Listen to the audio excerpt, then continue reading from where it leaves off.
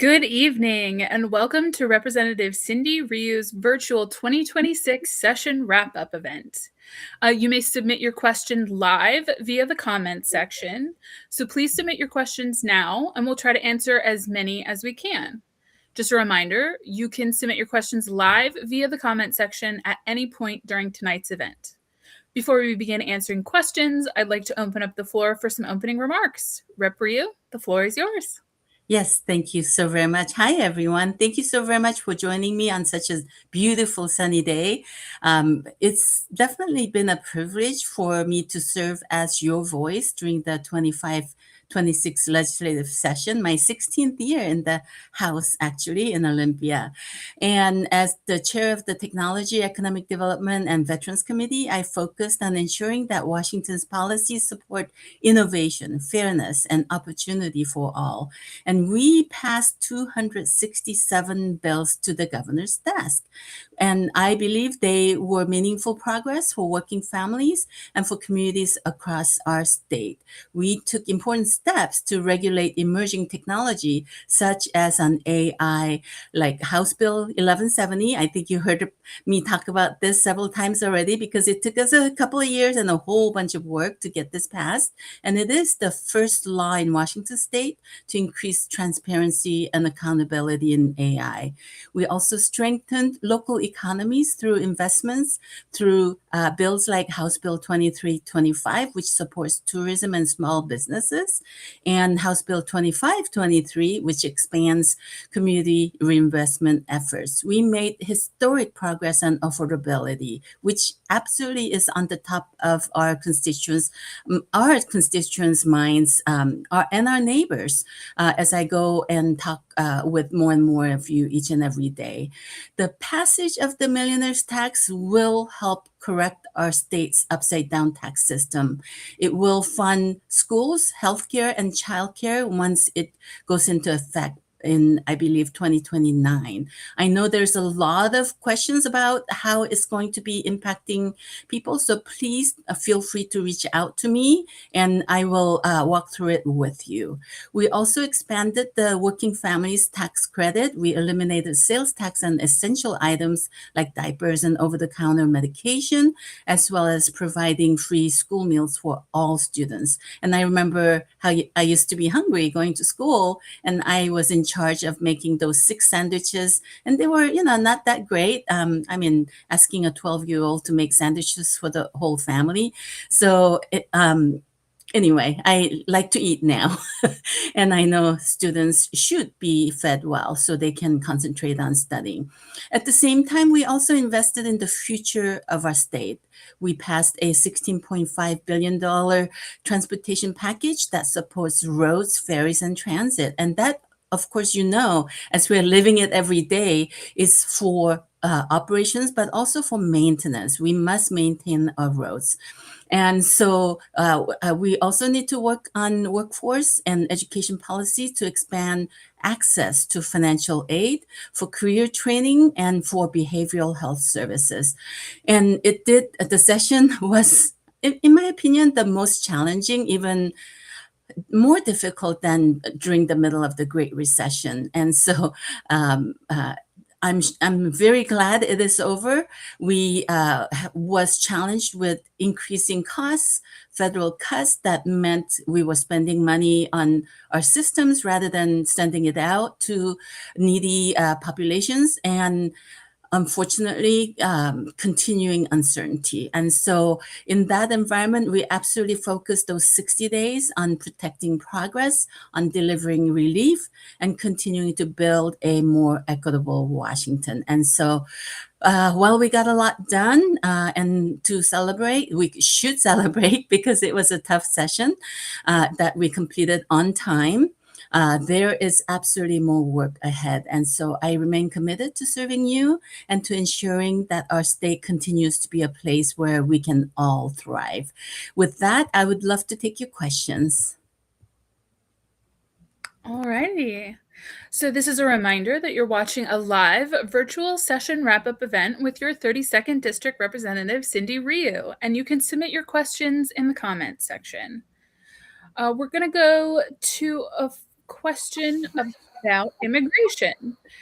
So, with what's going on around the country with ICE and immigration enforcement, what did the legislature do to protect our immigrant friends and neighbors?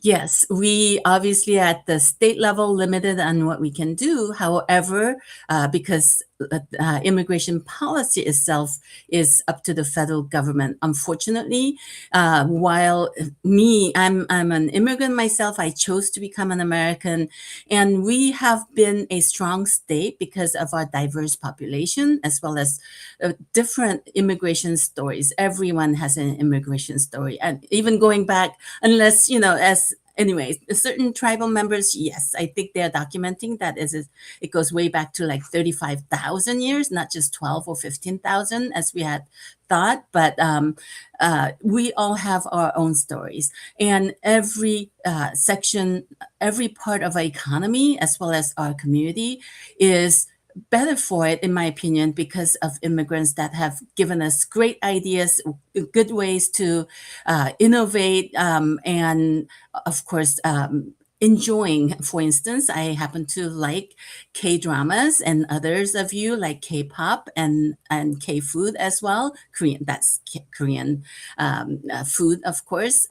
But I think we are so much more richer for that. So we did have several bills that within our control that we did pass, such as law enforcement, or specifically ICE, if they are trying to enforce legally and give due process, we are mandating that they must wear identifiable, just like every other law enforcement officer, that they identify themselves both with their names and whatever their badge numbers are, and not hide behind a mask.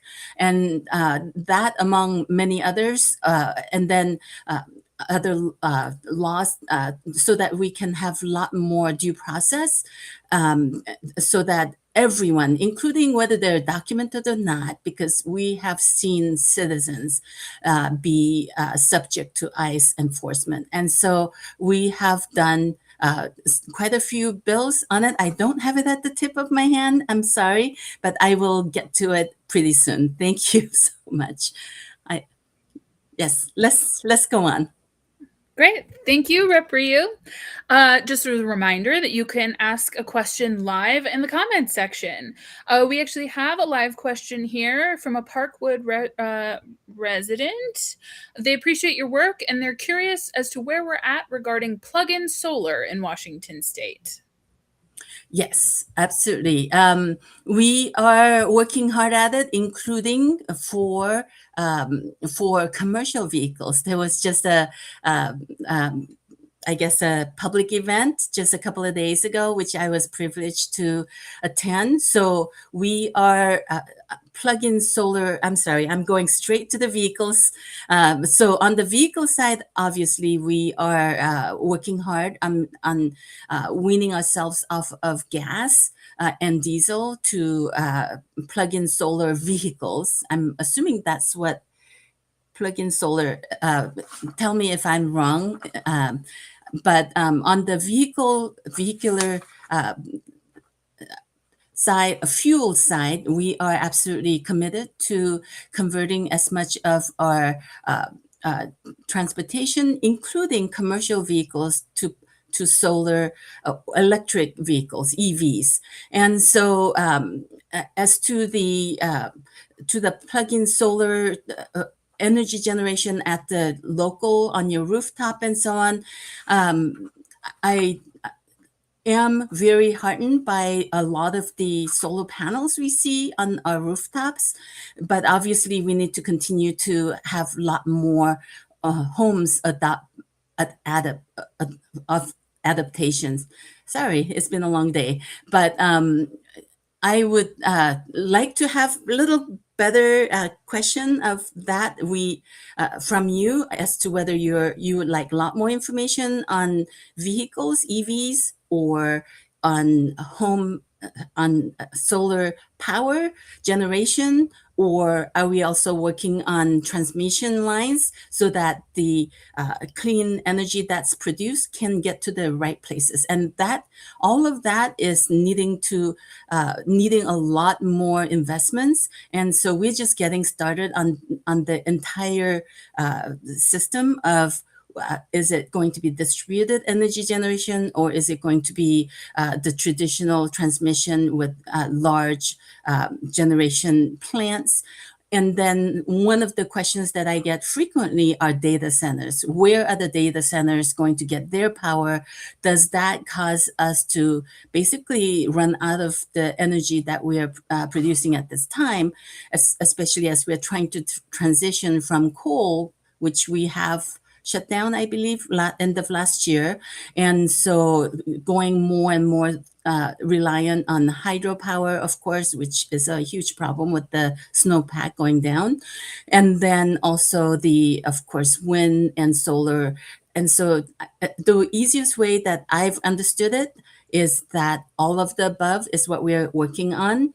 And unfortunately, Hydrogen Hub that we had competed for and won as one of the few hydrogen hubs as the Pacific Northwest state, we unfortunately had that funding I guess clawed back is the easiest way to say it, by the federal government, this particular federal administration.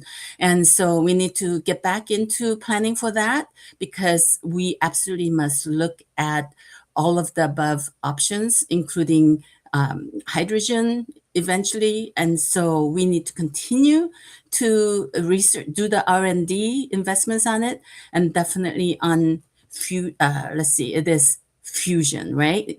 So fusion power that Everett has a nice little hub right now on the R&D, and eventually, hopefully sooner rather than later, will be able to generate power on a commercial level.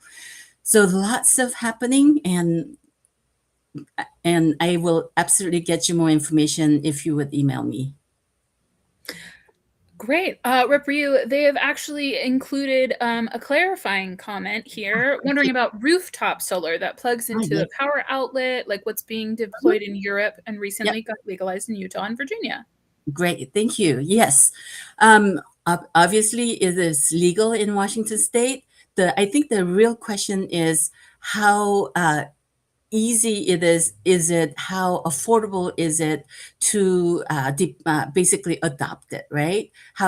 What do we have to have? Is it east facing, west facing, south facing, and so on? So we absolutely need to have more rooftop solar, and others, Europe especially, and Utah and Virginia, and a lot of people assume that Utah, being Republican, I guess, led state government, that you would think that they are not adopting or progressive. They're actually quite progressive in a way, very pragmatic, in my opinion, in adoption of and putting in their laws. For instance, on AI regulations, I was very heartened to hear from my co-chair on a national committee on AI regulation as to how progressive they really are. And so I will definitely ask him about how they are promoting and encouraging rooftop solar as we meet frequently as a co-chair of the Technology and Communications Committee. And definitely Virginia, especially because they have so much still, even in spite of the current administration, they still have a lot of resources there, and of course a lot of research being done nearby, especially because of the defense complex, I guess. And so I would love to hear your thoughts and proposals on how we can literally get them more on as many people's rooftops as possible. Great. Thank you so much, Rep Ryu. We actually have a question that is, I think, somewhat related, as you just mentioned some of the policies put forward to regulate AI. So can you tell us a little bit about what you worked on to regulate AI this session? Yes, absolutely. So, House Bill 1170, for the first time, we have as I mentioned, we have a pretty significant bill passed. And then my particular bill was on high risk decisions when AI is being used, either deployed or even developed by AI, with AI making high risk decisions. We needed to make sure that it is being very transparent. Unfortunately, it did not get the full attention it deserved, but I will make sure to of course, have it introduced again, because I believe that we must have, uh, especially with the imperfectness of AI right now, and then especially as it will be ramping up even more and faster, especially when we have quantum computing becoming available.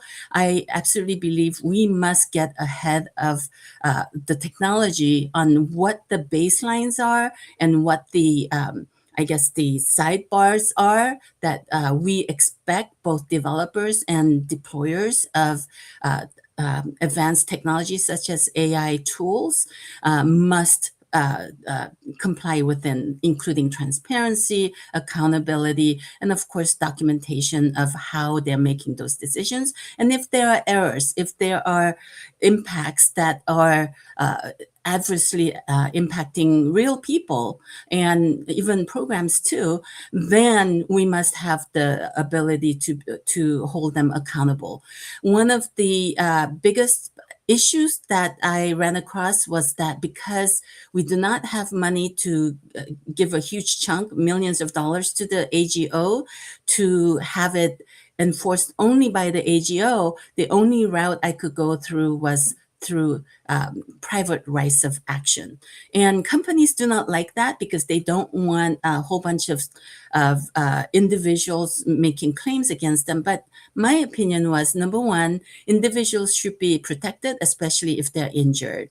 And if they see a rash of lawsuits coming, they should pay attention to it. And I had it even included the right to correct within a certain number of days. As soon as they are notified that it is causing injury and harm, then they would have a certain number of weeks and or a month and a half to correct it. And yet they were not willing to negotiate, even with that right to cure included. And so I will approach it in that way, but I absolutely am convinced that we must allow private rights of action. Oh, another one that you might be very interested in is AI as companion chatbots. That particular bill did pass. It was a governor request bill, and it applies to everyone. But especially for young people, they must be given notification more often that they're talking to a chatbot and not a human being, because what we had discovered and heard from parents who had lost their children, that they were being told not to talk to their parents or other responsible adults. And so children, being trusting, I guess is the best way I could put it, was that they isolated themselves, did not ask for help from either their parents or teachers, and instead they were being encouraged to self-harm or even take their own lives. And so we did pass that companion chatbot bill with a whole bunch of requirements for the developers and deployers to give notice. And I even chatted with Representative Callan, who sponsored it. She knows what she already knows she needs to work further on the bill as well as on that particular issue. So I am really heartened by all the dedication that we have in the House of Representatives and of course in the Senate. Great. Thank you so much, Rep Ryu. Just as a reminder, you're watching a live virtual session wrap-up event with your 32nd District Representatives, with your 32nd District Representative, Cindy Ryu, and you can submit your questions in the comment section. We do have a live question in the comment section. I'm not sure if we passed any legislation around this, but I figured you could give it a shot. It's broken into two sections. So the first is around the Washington State Women's Commission. They recently surveyed 410 Black people across the public sector. Nearly every respondent reported experiencing barriers affecting well-being and career advancement. The question is, what can be done now to change the work culture to include the longest-standing historically marginalized group? Yeah, absolutely. We did pass a bill that will hopefully be helpful, specifically in this area. It is the one that I mentioned, House Bill 2523. It is the Community Reinvestment Program. And that was a bill that we wrestled with 4 years ago. Representative Morgan had introduced it. It came to my committee. We got it through the policy committee, and we could not, I believe we moved it out of appropriations at that time, but we could not get it through to the other chamber and to the governor's desk. So what we did 4 years ago was that we invested $200 million for the Black community because of exactly what you talk about, historically marginalized, redlined, and even a potential to get the appropriate education and training to be gainfully employed. And so this year we were able to pass it, get it to the governor's desk, and we are again investing another $50 million for that program, and with lots of accountability measures on it, because the first time you try it, of course, there are always improvements that are needed. And so I absolutely believe that program will be much more effective. And so please email me, and then we will make sure that we put you in touch with the people who are planning on how to deploy those $50 million to make sure that it is doing all the good that it can as effectively as possible.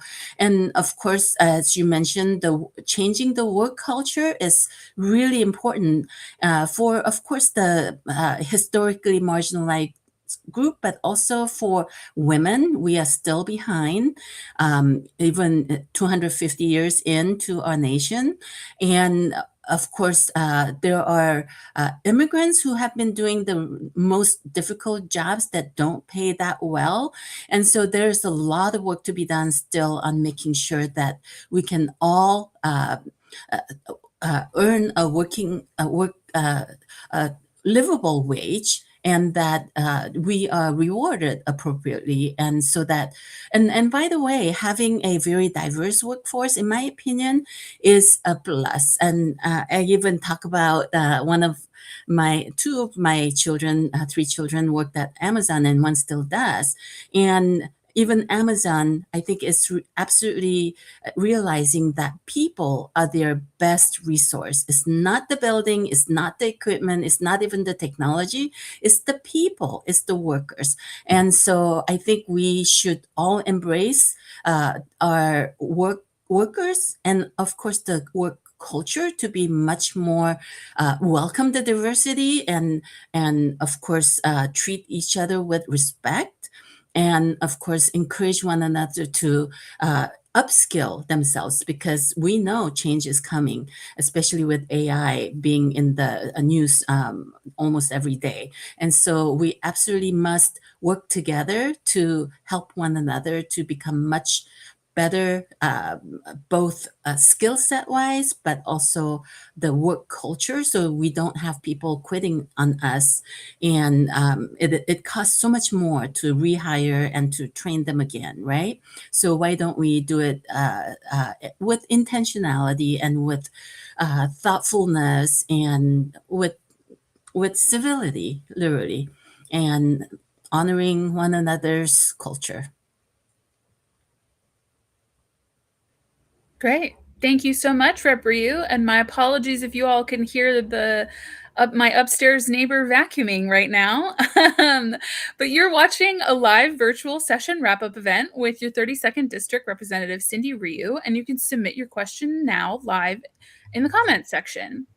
We're now going to go to a question on copper wire theft. So copper wire theft has been impacting light rail reliability. What specific policies are you advancing to deter theft and hold resellers accountable?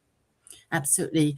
You may recall a few years ago, we had rampant catalytic converter thefts. And so, and especially when when our church's van, all three of them were hit. And so my husband happened to be the elder and the pastor that was taking care of the insurance side of it. So he came home and told me what the problem was.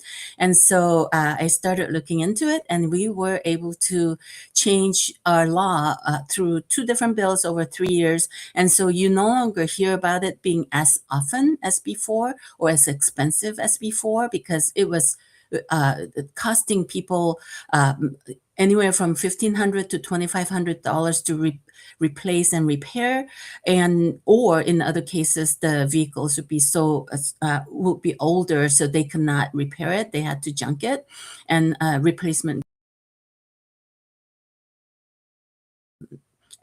Sorry, my internet's not that great. We're working on that too, better connections. So we were able to go up the chain of the supply chain, and instead of trying to get them the one catalytic thief at a time, we went up the chain, and we were able to basically squeeze it so that they wouldn't be coming into town with $500,000 saying, come bring your stolen catalytic converters and we'll give you cash. That no longer seems to be happening. And so I used the same approach, and I did introduce a bill. Unfortunately, it was not heard this year. It was a short session, so I absolutely will continue to work on a similar bill where we are going up the chains, the supply chain, to make sure that every copper wire, whether they're stolen or not, they can document it, and they can be held for a certain number of days. And that was the negotiating point, where we need to be able to hold them for a few days, so that if there are reports of stolen wires, then we can have law enforcement go and inspect and hold them as long as they can without making the recyclers go out of business. On the other hand, because it's not just the light rail, it's not just our electrification, either solar chargers, which are basically sitting ducks. If they are stolen, their wires are stolen, they know that will get eventually repaired. And so they can come back and, keep feeding at the charging station and keep stealing it. And so it's a huge problem that we must get basically choke off the supply chain and not make it into an economic business model. And so while they're snipping those wires, they're also snipping the broadband fiber, and they have zero value. In fact, I'm sure it makes them mad. So I'm sure they would be doing a lot more damage than they absolutely need to just to steal the copper wires. And so we must get a handle on the copper wire thefts, because I believe we're either number 1 or number 2 being targeted, and we're not even the biggest state, and yet we have the highest volume of thievery going on. So I absolutely am committed to getting not just law enforcement, because they really don't have the resources to go after every property crime like this, but make it so that it doesn't pay to steal copper wires. Great. Thank you so much, Rep. Ryu. Just a reminder, you can drop your question now live in the comments section. We're now going to go to a question on cost of living. So the cost of living remains one of the biggest concerns. What progress was made this session to make housing, childcare, and everyday expenses more affordable? Yes. The cost of living, affordability, absolutely top of everybody's mind.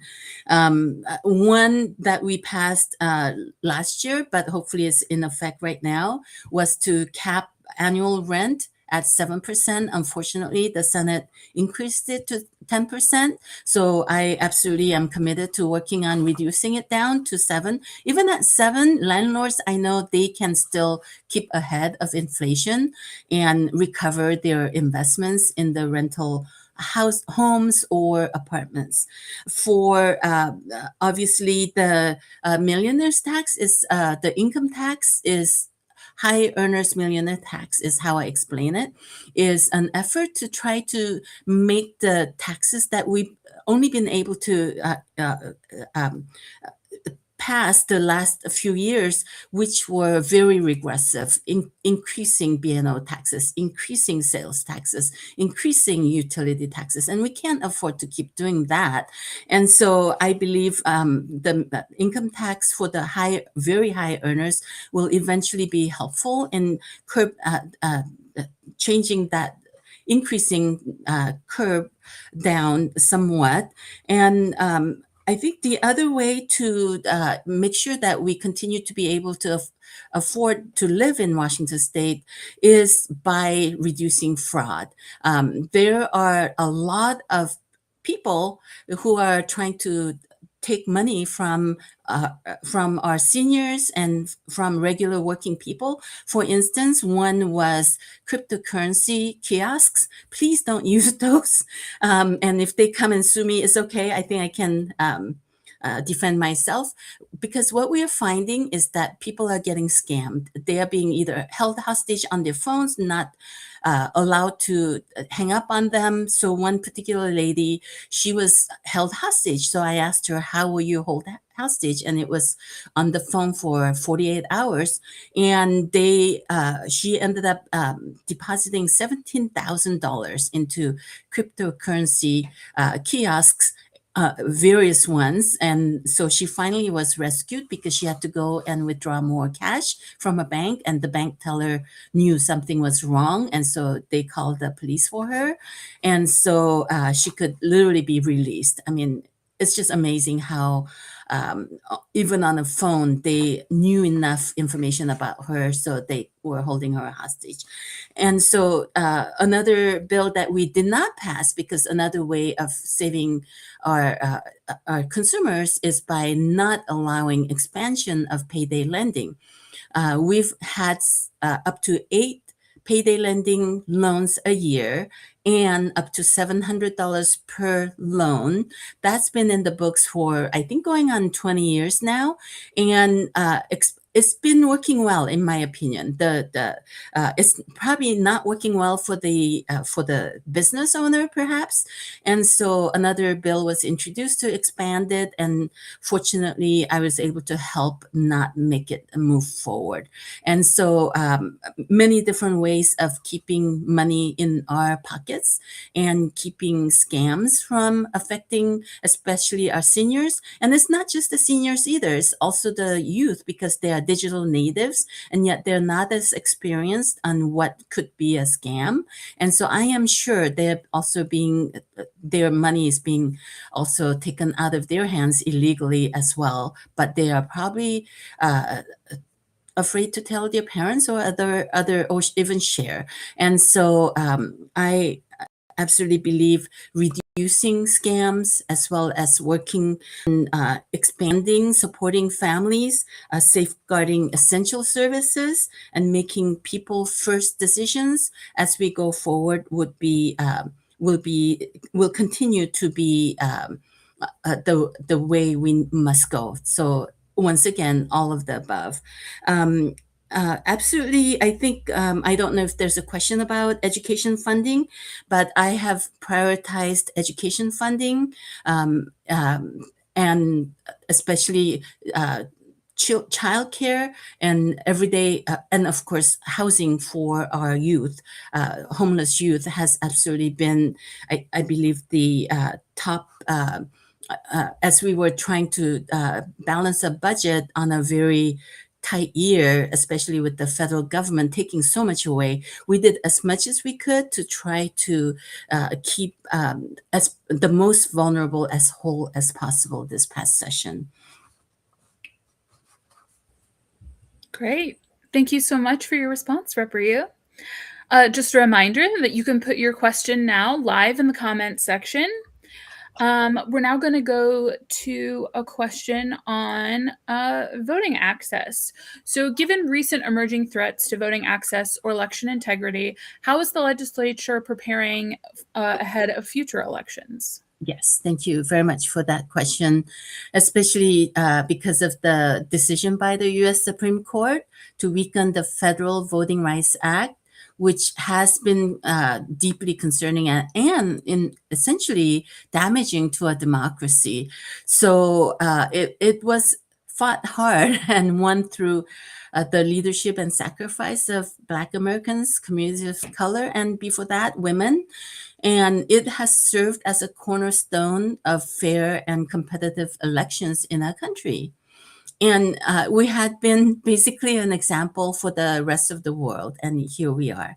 So we anticipated some of that uncertainty coming, and so we focused on prevention, and so we passed, if you would like bill numbers, Representative Mana's bill, House Bill 1710. It creates a state level review process so that jurisdictions with a history of discrimination cannot implement harmful election changes without state oversight. We strengthened enforcement with another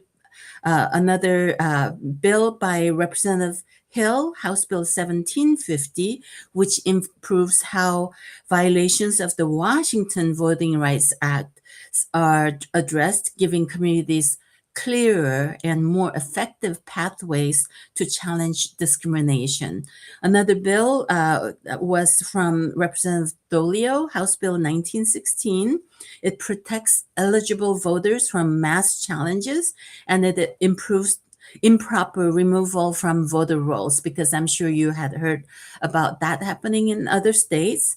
And then Senator Riccelli, a former House member, Senate Bill 5892 ensures that sensitive voter data cannot be misused or disclosed or exposed. And then we expanded access with Senator Kaufman's Bill 6035, improving voter access for tribal communities and others who face structural barriers. And so we are essentially not taking voting rights for granted. And so we are committed to doing everything in our part to protect access to the ballot and to ensure that every voice is heard, no matter who you are or where you live. And so I guess the bottom line is that when the federal protections are weakened, states must lead. And so we have been ready, and I believe we are ready. And obviously, protecting everyone's right to vote is not optional, and it is fundamental to a functioning democracy. And so I hope you will absolutely continue to vote. And the primary is August the 4th, and the general election day is November the 3rd. Please circle your calendars. Great. Thank you so much, Rep. Ryu. Just a reminder, you can submit your question now live in the comments section. Our next question is about long-term planning for infrastructure. So how is the state planning for long-term infrastructure challenges, including climate impacts and population growth? Yes, absolutely. We had in the past even rated, during the Great Recession, we rated the Public Works Trust Fund, and that was really disappointing. And so it took us a few years to get that built back up. And we are, again, unfortunately, borrowing from it, but we've promised to pay it back. So I will keep an eye on it, make sure that our Public Works Trust Fund is kept whole. The Public Works obviously is for the local governments, community, and utilities, public utilities, to access either small grants, smaller than before grants, or very low interest rate loans. And I believe over the decades that it's been in place, there were two loans that were having difficulties. And so the Public Works Trust Board worked with them to make sure that they were able to pay it back. So there have been no defaults within that particular a fund. And then there's a couple other smaller ways of funding local improvements. And I've served on one of them. Curb Board is what it's called. And we absolutely are very accountable and very, I guess, judicious about how the money is spent. And of course, at the local level, they also have their own accountability systems in effect with elected and appointed oversight.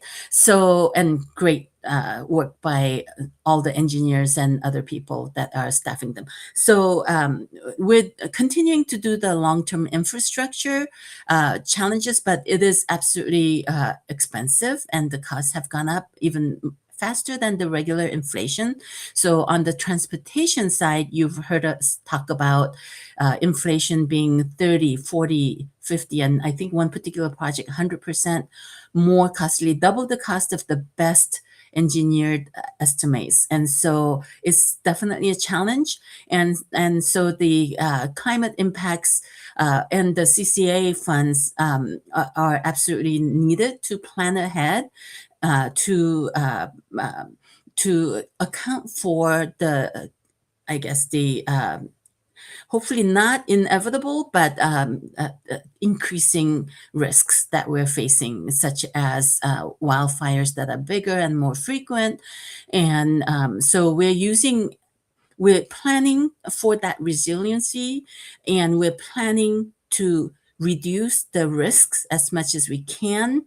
And then also planning so that if there are climate impacts such as the floods we saw last winter, and then hopefully the wildfire season won't be as bad as it was a few years ago. The last couple of years, we were able to get ahead of them, even though we were still in the drought situation, because we had technology that was able to spot fires, and they were able to pinpoint them and get to them right away before they spread. And so we are reducing risks as much as we can. We are getting ahead of and planning ahead to mitigate them ahead of time, because every dollar we invest in prevention and in mitigation saves anywhere from $6 to $13. And so we are doing as much as we can to prepare for, but obviously we absolutely need to do a lot more. And as far as the population growth, we must be better at how we plan our energy use, even because right now the amount of loss between generation, the traditional way we've been generating electricity between there to the household or the business, as I mentioned, is about 40% loss.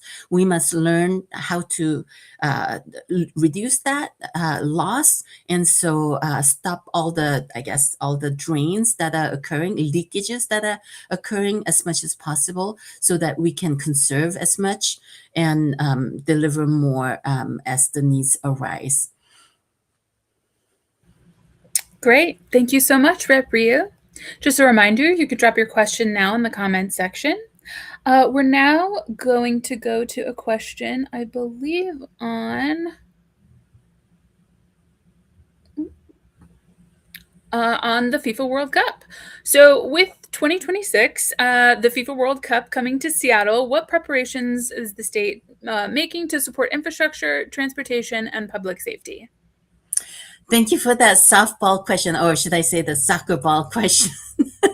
FIFA World Cup has been part of my committee's work because we have tourism as well for, I think, going on 4 years now. And so, and even at the North Pacific Northwest, there's a Pacific Northwest Economic Region of 5 Northwest states and 5 provinces and territories. And so we've been working really hard and coordinating with each other because there are 7 games in Vancouver and 6 games in Seattle. So between the 13 games, we're expecting hundreds of thousands of people.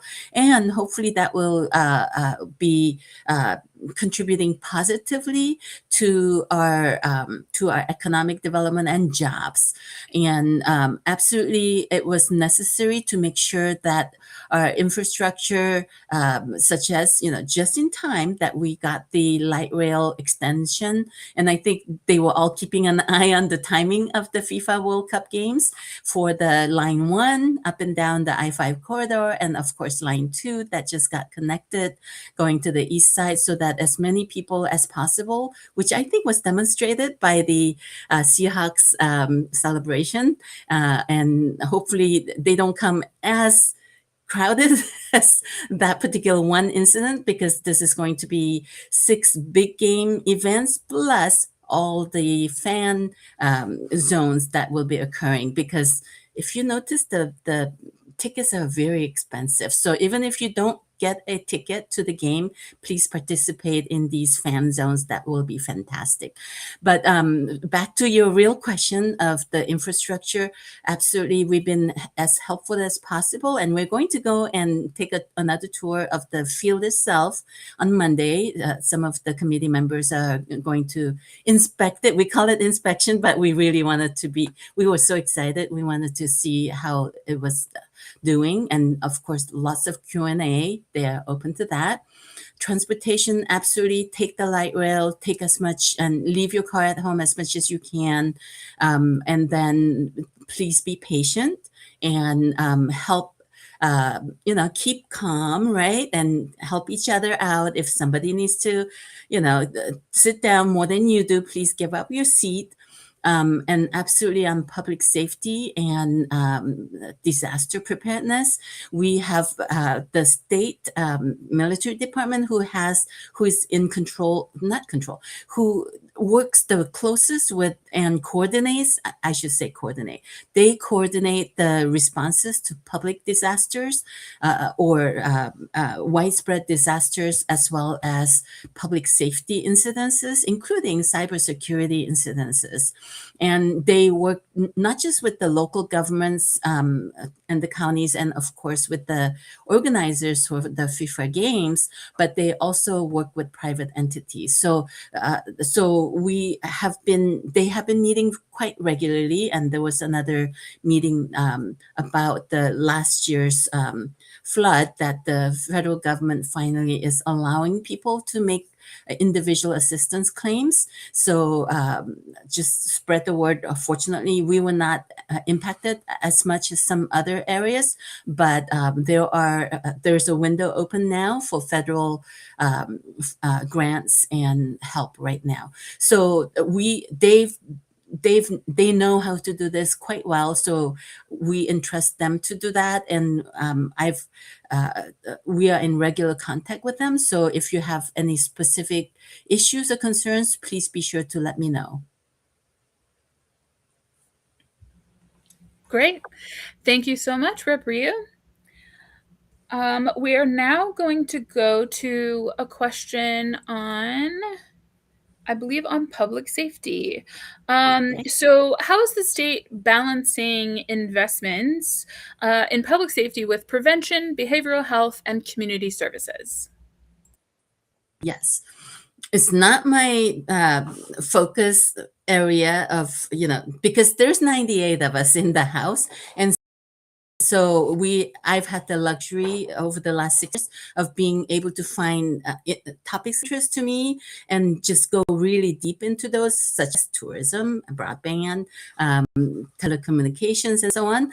So public safety really is not my area of expertise. However, I am very interested in it. I think you heard that one of the first bills to pass to get going on this problem that we had of needing to improve our public safety officers' behaviors was the task force on police use of deadly force. And that was quite a few years ago. And Roger Goodman, who's the chair of the Public Safety Committee, he built on it quite a bit. He spent, 900 hours that first year on it. Thank goodness, even though it was my bill, he volunteered to go and do all that work. And he's been working really very dedicated to doing that. And then on the Senate side, Senator Lovick has been working on making sure that our officer training is not only, we needed more slots. We were running out of well-trained state troopers, and so they were getting hired away by local government, which is good. We became kind of a feeder, I guess, way of hiring them, train them, and then let them go to better paying jobs in local government. So we both increased the pay for the troopers so that they would stay a little longer, and we increased the training slots. And Senator Lovick was very good about making sure that not only were there more slots and more locally so that they didn't have to travel so far to get trained, but more regional training centers. And so he keeps us up to date on what's happening, and he shares photos with us.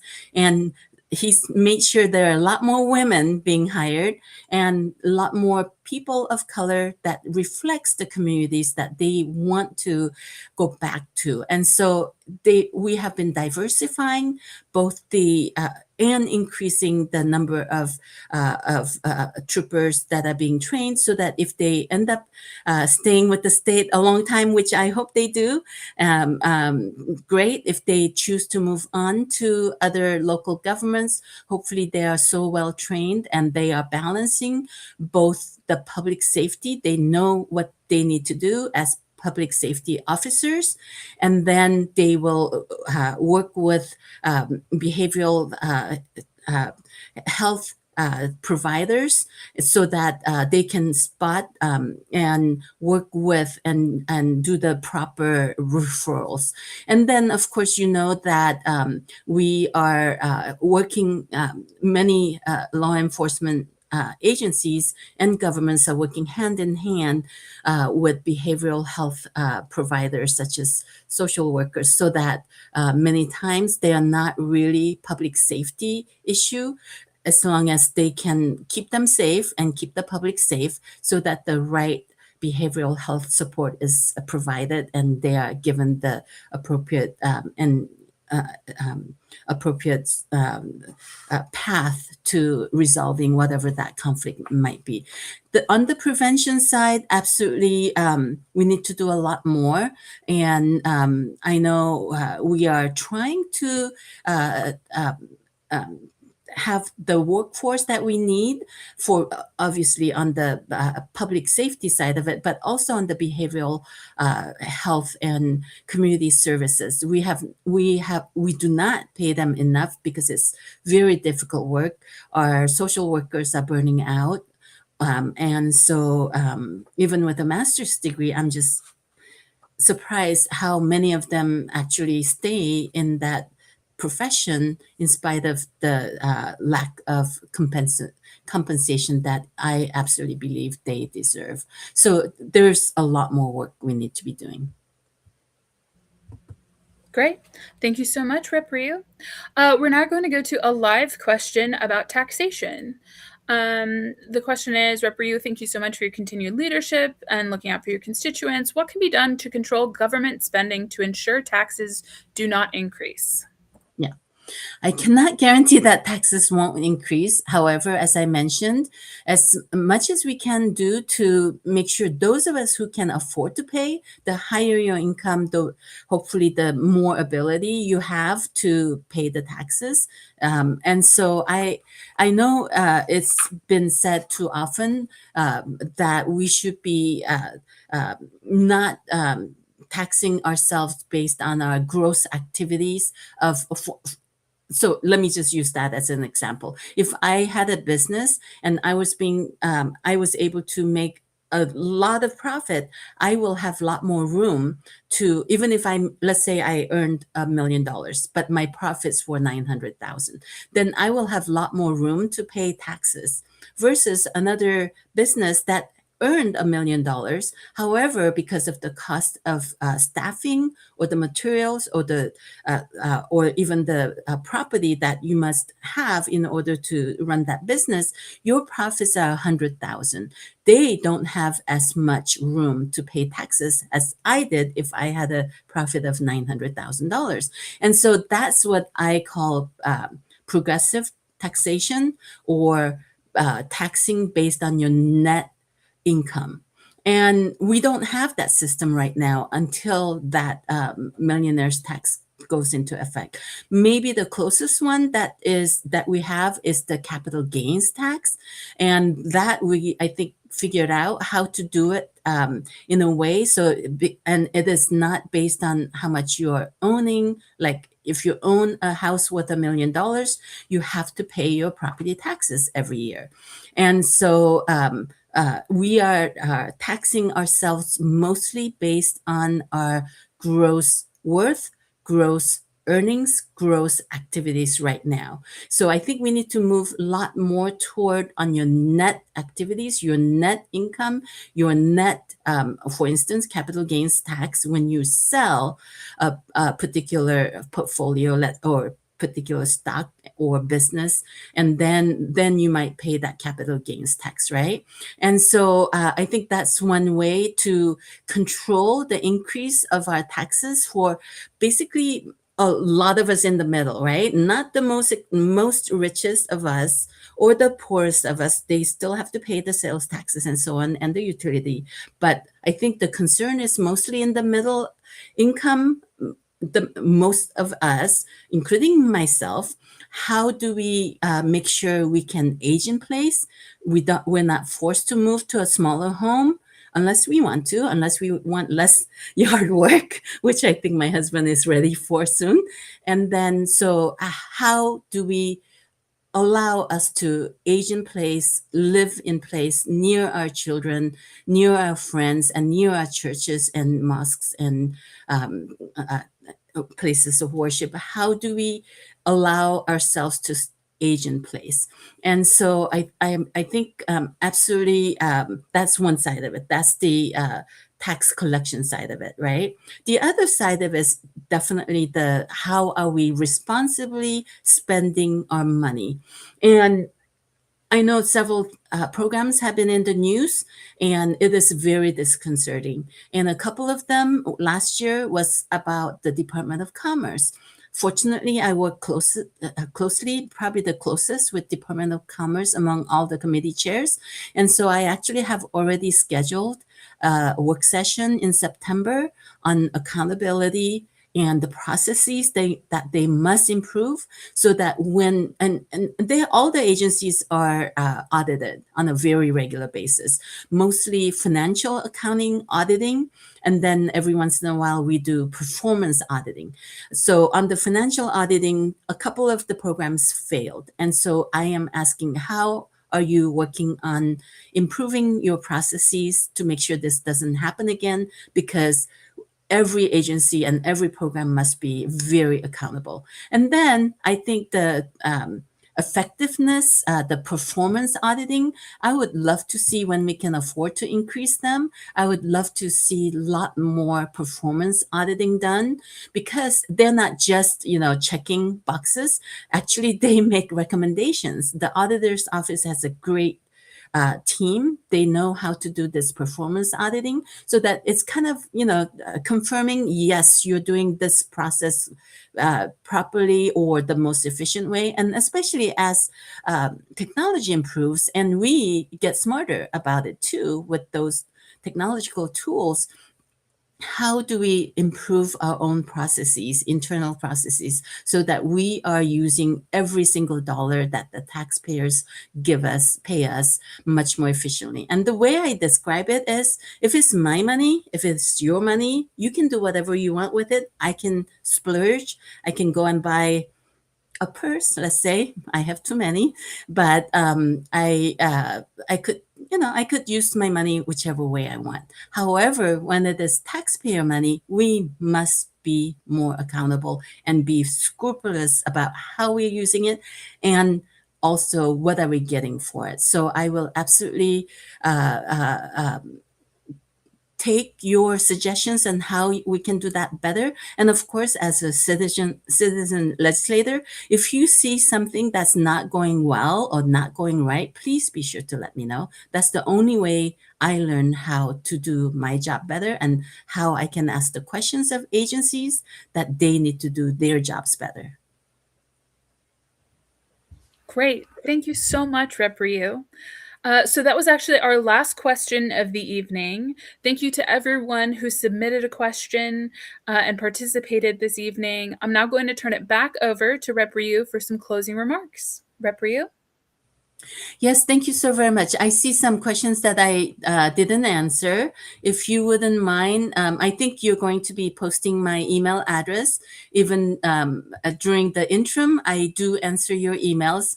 And the particular questions that I haven't answered, please email me and I will get the answers for you, and a lot more robust answers than what I've given, because I didn't have all my notes in front of me. And especially because I've been out talking to a lot of our constituents recently, and so I was not as prepared as when I am usually in the legislature, and I'm basically captive, right? And Shelby makes sure that I am very prepared. So I will absolutely continue to deliver for you. I will absolutely continue to work on consumer protection going forward. And as I already mentioned, efficient and accountable government, especially when we as Democrats, at least in the House, we've had the majority the entire 16 years that I've been in the legislature, not so the Senate, but we absolutely are accountable and must be answerable to you. And the good news that's coming up is that we have $5 billion of, sorry, $1 billion of broadband and being deployed over the next 5 years, which is a significant amount of jobs as well as great infrastructure investments. And so I look forward to hearing from you. And thank you also very much for listening. Great. Thank you so much. So that's all the time we have this evening. Thank you so much for attending and for submitting questions. If we did not get to your question, you can directly contact Rep. Ryu's office with your comments. Her contact information will be on the screen shortly. Thank you so much for joining us, and have a great evening.